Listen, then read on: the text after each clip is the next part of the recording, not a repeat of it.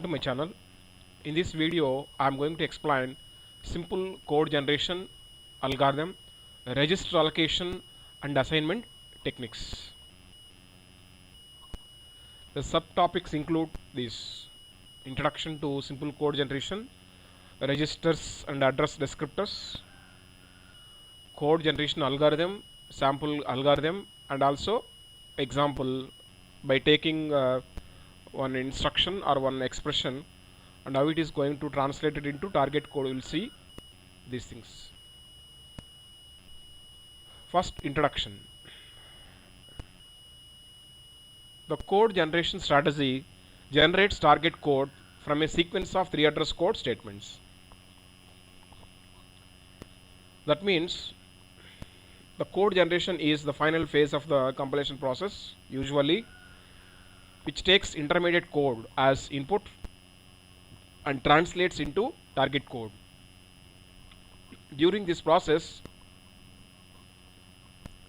the code generator will use the system properties, the processor properties, or system architecture properties like registers used, registers of a particular mission, instruction sets used, addressing modes used. So like that, the target code is generated by using all the properties of system architecture. During this process, the computed results are kept in registers as long as possible for subsequent uses.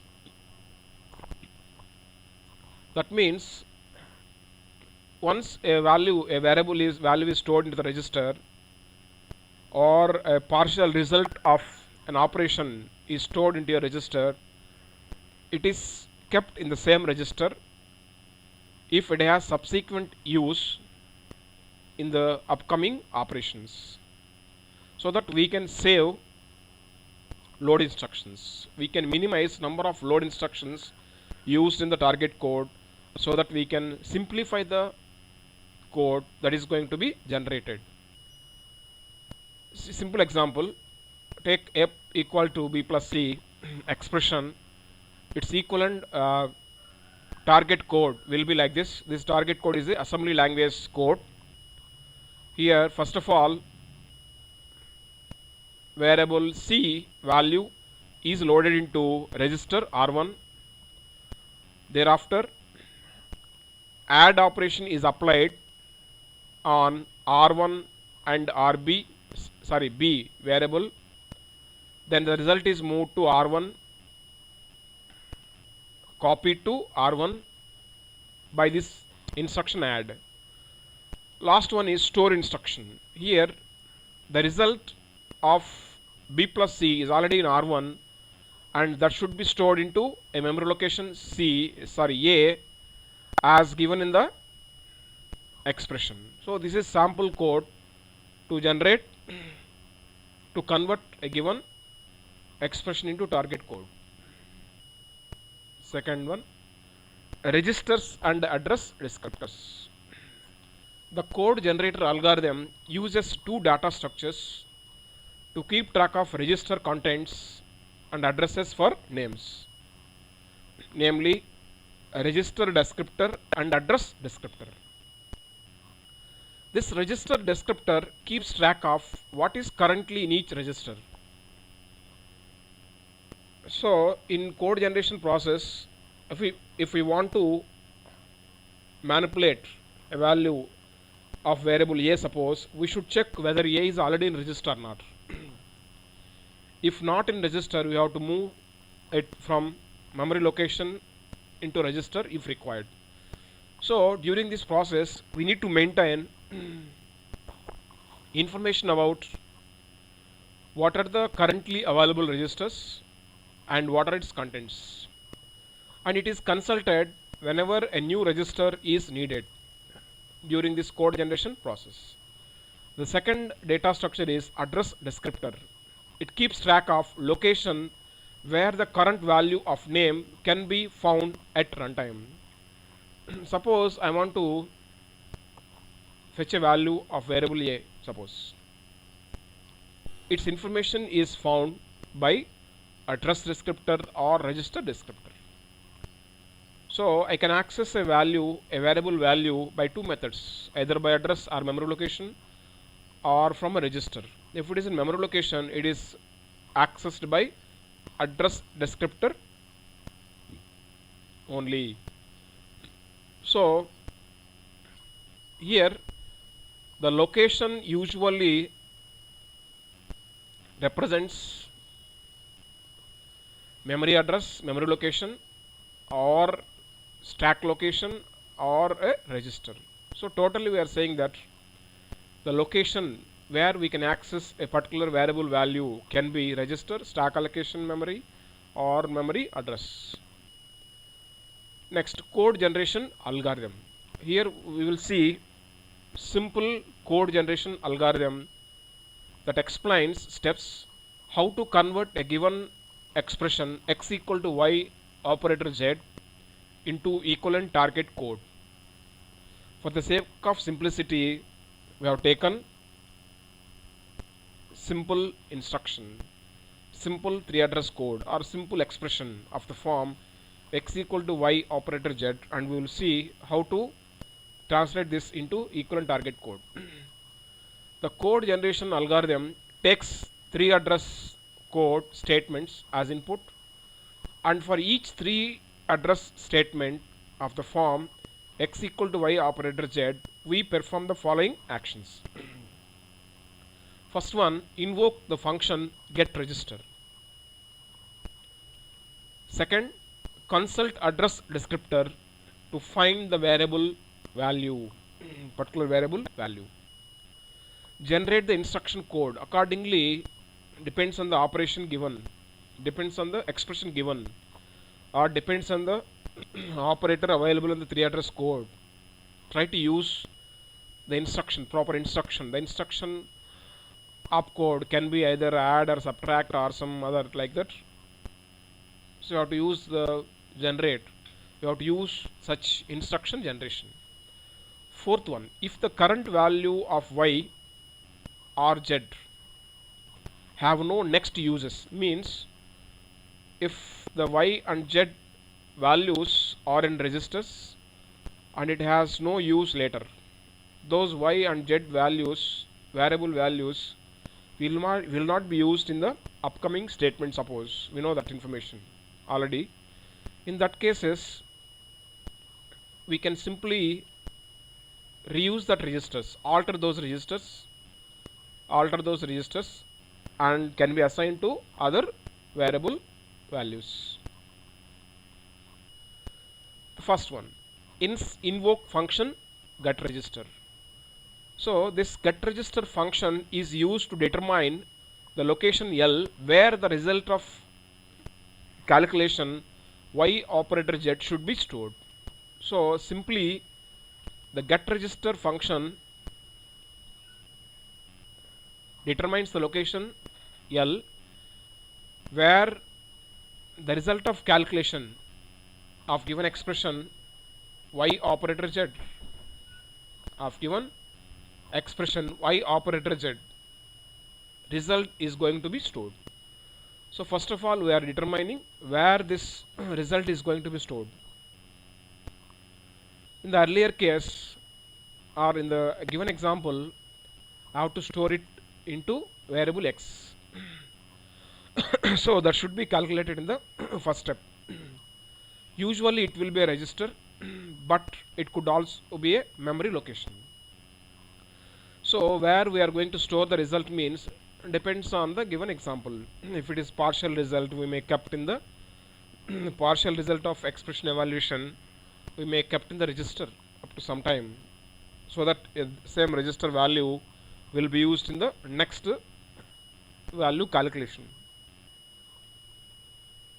Second point, consult address descriptor for y to determine y dash.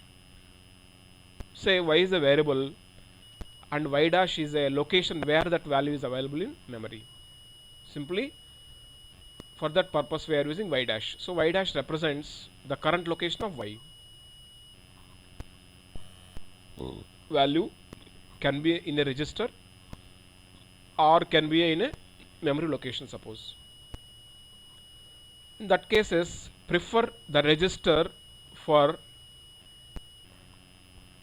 y dash if the value is currently both in memory and register. So if y value is found in both locations, that is memory location as well as register, the priority is given to register because it is inexpensive, cheaper than accessing memory location. If the value of y is not already in register, then generate the instruction to load that value into register R. We may use different kinds of instructions. Somewhere we use load, somewhere we use different instruction. So for the sake of simplification, this algorithm says about move. So this move instruction copies the y value into R. Y value into R. So like this, consult the address descriptor.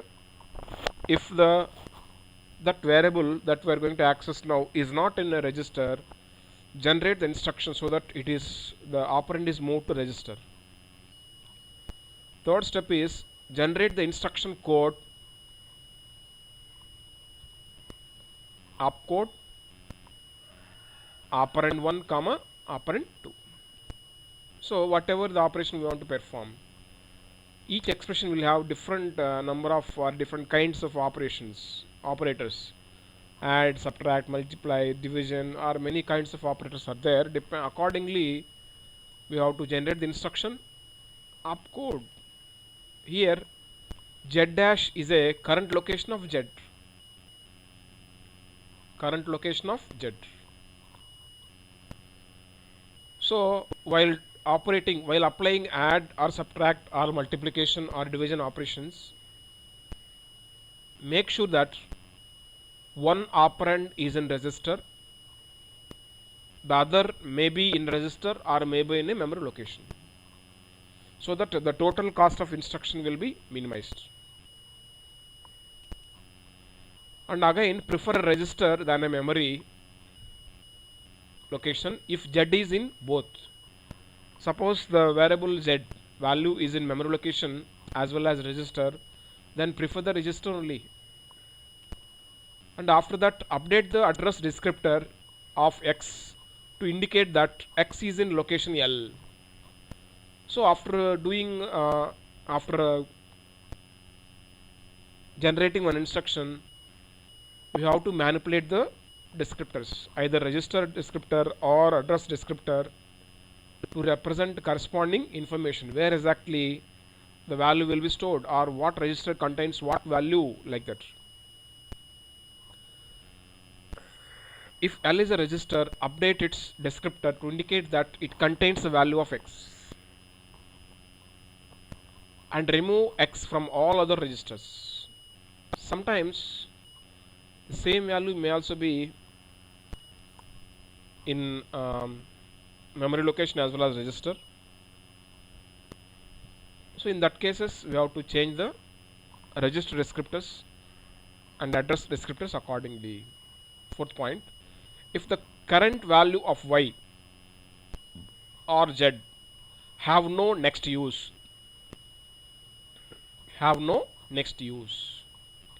and are in register. Suppose y variable value is in a register and z variable value is also in register, suppose, but we observed that it has no next use, means whose values will not be used in the upcoming operations.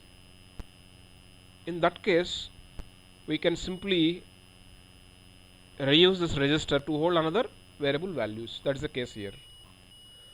That means then alter the register descriptors to indicate that after execution of the statement, those register no longer will contain y or z respectively. So no need to keep the values in the register, use it. That's the meaning of it. So this is 4 steps algorithm to generate a target code. And same thing we will see by one example. So take this expression x equal to a plus b into c minus d plus e by f into a plus b and try to generate the target code for this. So before going to generate the target code for any given expression, we should convert into intermediate code. Suppose the 3 address code. Its equivalent 3 address code is shown below. So how to write 3 address code, we know it from the previous video lectures. For example, try to take one sub expression and convert into 3 address code. Suppose a plus b. I will write t1 equal to a plus b. Next I will take t2, suppose t2 equal to c minus d. Like that I will take temporary variables and try to represent the total expression evaluation by 3 address code format. Its equivalent 3 address code is shown below. t1 equal to a plus b, t2 equal to c minus d, t3 equal to e by f, t4 equal to t1 plus t2. So here the t4 temporary variable multiplies t1 and t2. What is t1? A plus b. What is t2? C minus d. So this is going to be calculated and stored its result in temporary variable t4. Thereafter t3 into t1. t3 is e by f and t1 is a plus b, and t5 holds the value of e by f into a plus b. Thereafter these two are added, so t4 and this t4 and t5 are going to be added to find the final value of this expression that is stored in the temporary variable t6, that is going to be assigned to variable x as given in the expression. So this is the 3 address code generation. So after this, take one statement from the 3 address code and try to translate it into target code. So for example, I will take the first instruction t1 equal to a plus b here, and the corresponding target code is shown here, and the relevant data structures that is going to be manipulated during this code generation process is also listed here. So one column is representing register descriptor, the other one is address descriptor.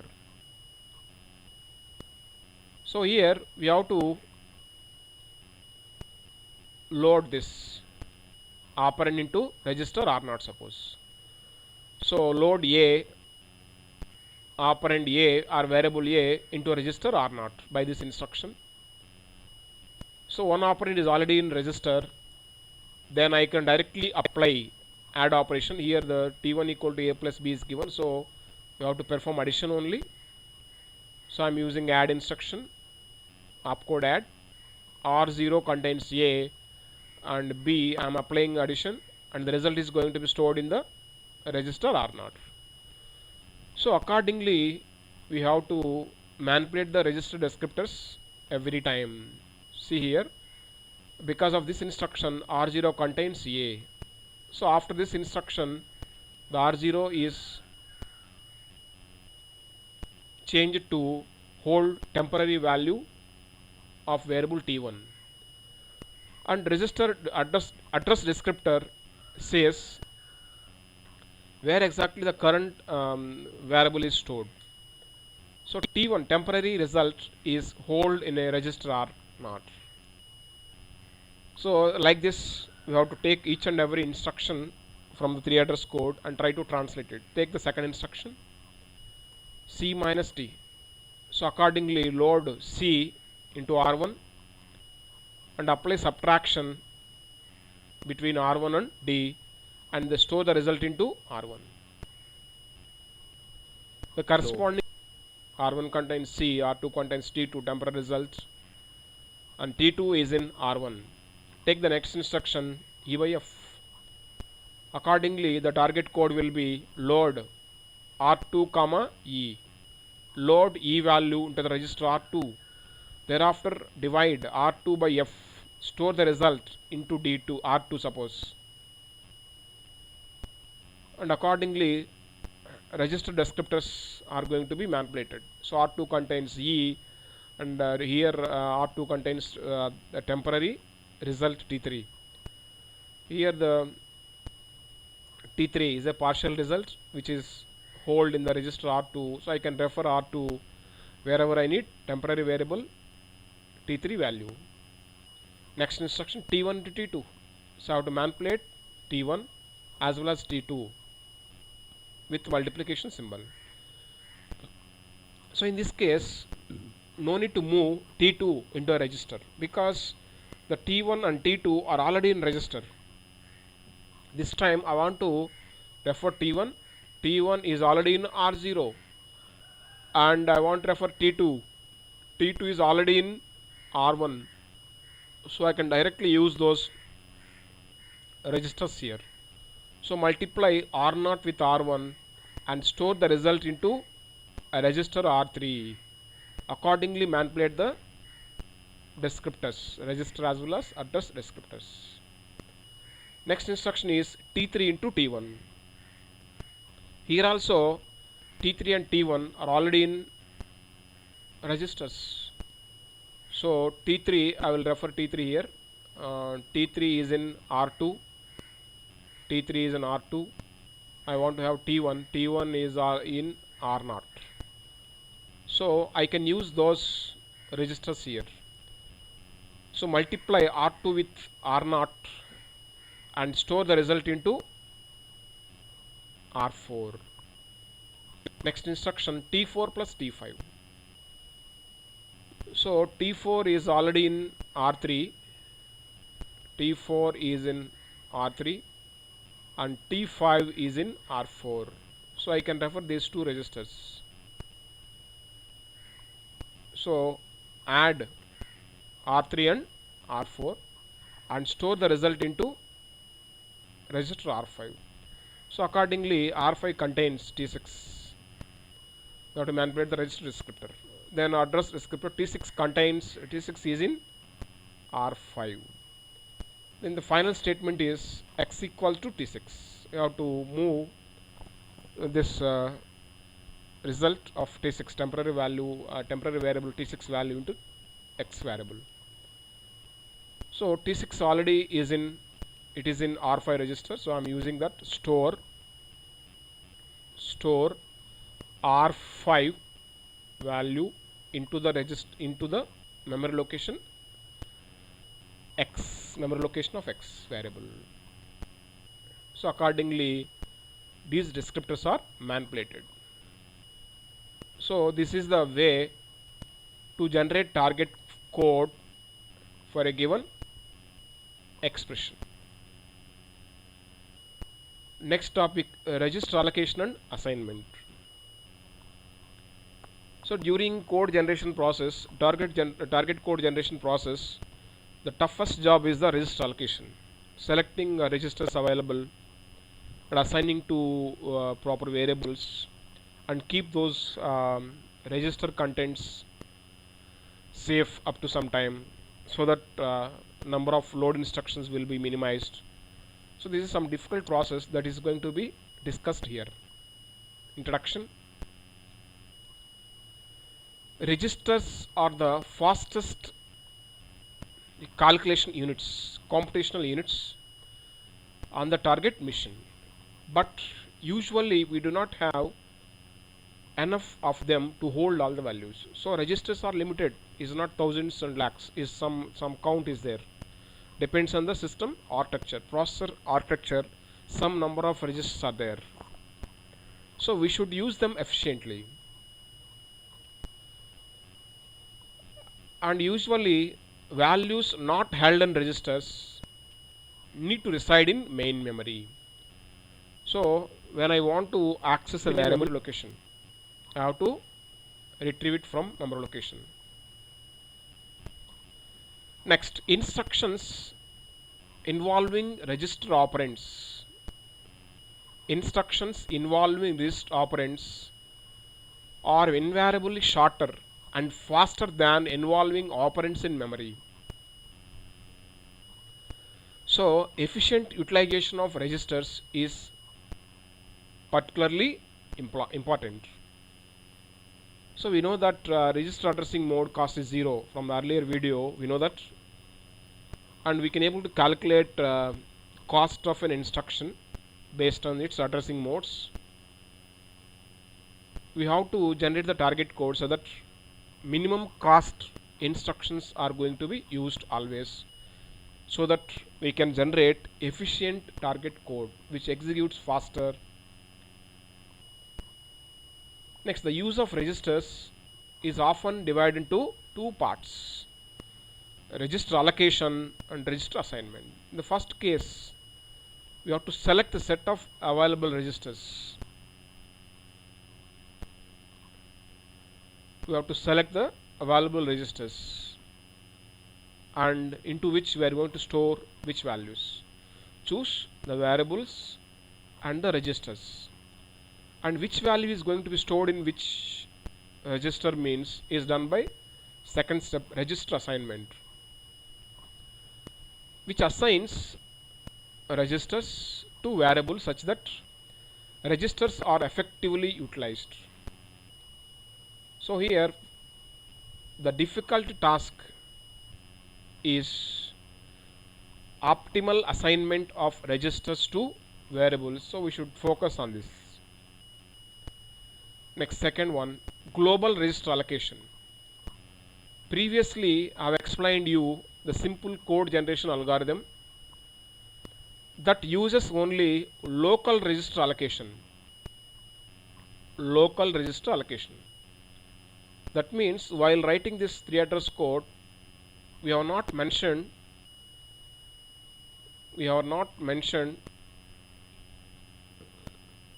registers global allocation. That means while using this register, suppose the temporary value here, suppose I take A, suppose, so A is moved to R0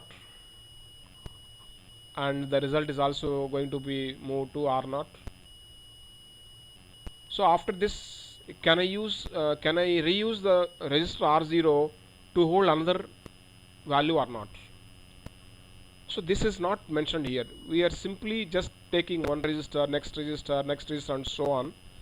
We have not maintained any usage counts of a variable values within the program code, and we have not taken any care about global allocation of registers. We have gone through only local allocation of registers. It is somewhat expensive, because this resulted that all live variables be stored at the end of the block. So whatever variable used earlier, it is stored in the register, but it is not required all the cases. What happens, we use local register allocation means the cost of instructions, machine instructions are going to be increased. So to save some of these store instructions and their corresponding loads, store and loads, we use global register allocation technique. In global register allocation technique, we assign variables to a limited number of available registers and attempts to keep these registers consistent across block boundaries. So by applying various techniques, various methodologies, we are going to find whether the value hold in register having upcoming usage or not.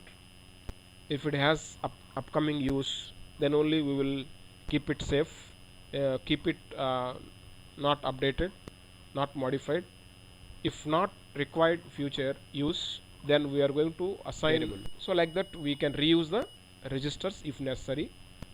Otherwise we should not reuse in some cases. So that is called global register allocation. So what is happening means, by this global register allocation, we can minimize number of stores and load instructions so that the total cost of the target code is going to be minimized. So how to do this means some options include keep values of variables used in loops inside registers. So maintain some usage count for each variable. Accordingly, keep the value in register safe until that usage count satisfies. Next, use graph coloring technique for global register allocation.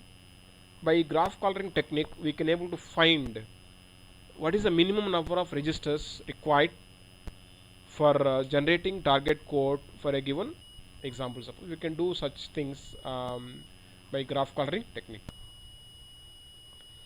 Next one, usage counts. The usage count is the count for the use of some variable x, is the count for the use of some variable x in some register used in any basic block. That means the usage count gives the idea about how many times this variable is going to be used in the upcoming code statements. How many times it is going to be used. It has reuse, it has some use count, usage count.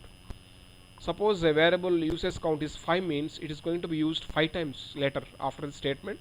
4 more times will be used. So up to that we should not erase the value inside the register. If that value is in a register, we should not reuse that register up to that all uses, so that we can minimize load and store instructions, number of store and load instructions usage. So the usage count gives the idea about how many units of costs can be saved by selecting a specific variable for global RIST allocation.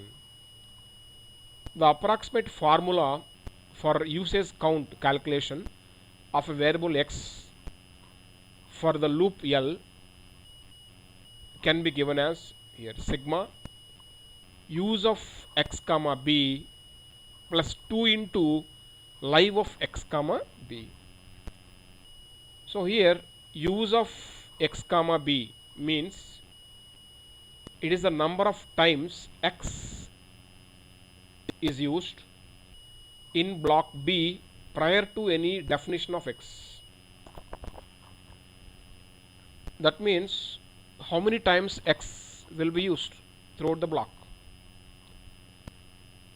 without modification of x value. So earlier, suppose at one instant of time we are using x value in some calculation.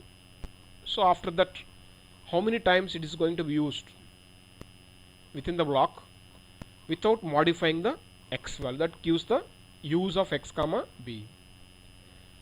Sometimes we may include the current statement count also. Second one is 2 into live of x comma, where the live of x comma b is always a 0 or 1, is always 0 or 1. When it 1 means live of x comma b is equal to 1 if it is live on exit from B. So suppose we are going to exit the block, current block, we are going to enter into another block suppose. In that case also this variable is live, we can take this value as 1, otherwise we take it value as 0. So like this usage count is calculated and depends on the usage count, the registers are effectively used. Flow graph of nested loop. If the flow of information, flow of control information is added to a set of basic blocks of the program to construct a directed graph, then that graph is called directed flow graph. What is basic block and how to construct a, how to divide the given 3 address code into basic blocks. So if we take a set of basic blocks along with its flow of control information. So what is flow? From which block to which block? the control goes. If we take that kind of control information, flow of control information among the blocks, then it forms a directed graph that is called flow graph. The flow graphs are used while doing register allocation or global register allocation and assignment process of target code generation. For example, I will take this code and try to generate the flow graph. Here I have two for loops, one for loop, another for loop. Here I have this inner for loop also. So this is inner loop of first loop. So to write a flow graph for the given code, first we have to write the 3 address code. This is the 3 address code, and after this, by applying blocks identification algorithm, how to create a block, how to divide into block, we have some algorithm. Apply this and divide into parts, accordingly make the blocks along with flow of control information among the blocks, that makes a flow graph. For example, see here the above code, this is the code, is divided into blocks like this: block B1, B2, B3, B4 and so on, and I have mentioned the flow also, so where it enters. So after this, the control goes to which block and so on, or this is going to be repeated. This is inner loop, this is inner loop, so this is going to be repeated number of times, depends on the condition satisfaction. So two loops are there, this is one loop and this is another loop, so accordingly we are marking the things. This is called flow graph. So flow graphs are used to decide or while doing register allocation, global register allocation and assignment process in the target code generation. Next, register allocation by graph coloring. So global register allocation uses graph coloring technique to find out minimum number of registers required to generate code for a given example, suppose. So here we will see what is graph coloring. When a register is needed but all the available registers are in use, I want register suppose to hold some variable value, but at this time no register is free, all being used, then the contents of the used registers must be stored into memory to free a register. This technique is called spilling. That means I want to store I want to load particular variable value into register for doing manipulation, but that time if I check the registers, all are being used for some holding some value and no free register available. In that in that case what I have to do is I have to make available one register. For that purpose, the content of that register is stored into the memory, then the register becomes free, that is going to be assigned to that variable. This process is called spilling. So to generate efficient target code, we have to minimize the spills as much as possible. So for that purpose, the graph coloring helps. The graph coloring allocates registers and attempts to minimize the cost of spills by building an interference graph based on how a variable interact and interference with each other. So by this graph coloring technique, we can generate a graph with the different colors, so that, and finally we are intimating what is the minimum number of colors required to write target code for a given expression, suppose. How this is done means it attempts to minimize the cost of spills by building interference graph. It analyzes what are the variables going to be involved in the calculation of which expressions, like that. Based on this, it generates minimum number of registers required.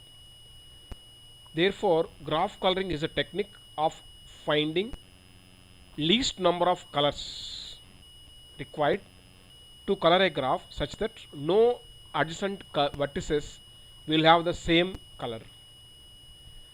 The resultant graph is called K-color graph. In K-color graph, node represents the corresponding variable and the color represents register. Edge represents the connection between two nodes if one is live at a point where the other is defined. So like this, we will construct a graph where each variable will be used as a node in the tree,